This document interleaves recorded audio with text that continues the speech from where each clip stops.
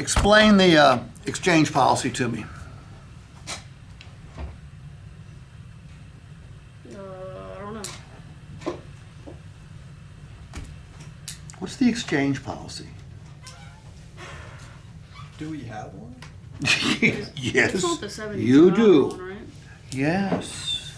They try I to think it's, steer us away from that. you got like Yeah, 30 they got days. 300 if you miles don't- or Not 30 days. 300 miles or 72 hours. 72 hours or 300 miles on the additional miles on the odometer. Do we know about the exchange policy? You brought it up yesterday. Okay. Ask me about the exchange policy. Say, Steve, what's this exchange policy? Steve, what is the exchange policy? Kelly, that's a great question. Look, we know that, again, consumers have fears when they're buying a car, truck, new or used. And one of those fears, you may have the same fear, one of those fears is, well, I'll ask you, do you want to get stuck with the wrong vehicle? No. No.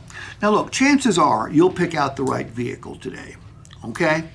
But we're going to guarantee it because once you take delivery, we're going to give you 3 days to determine whether it is the right vehicle. And this policy is in writing. And the way it works is very simple. You take delivery today.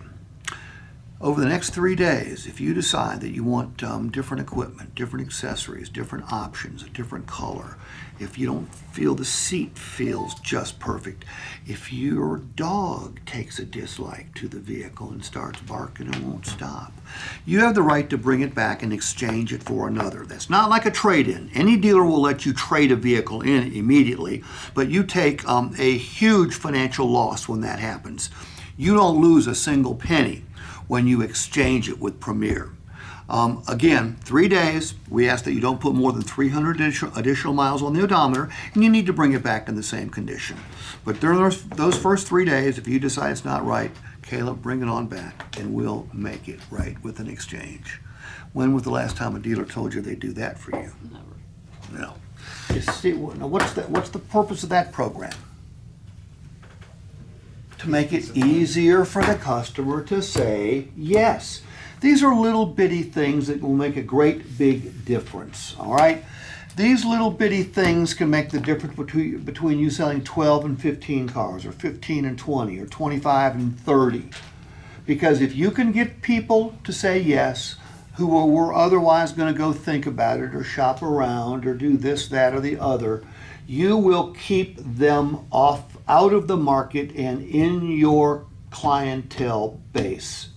But you need to know how to communicate these things. I'm stunned that you don't know about them. Is management not teaching this shit? First time I ever learned about it was when you came in.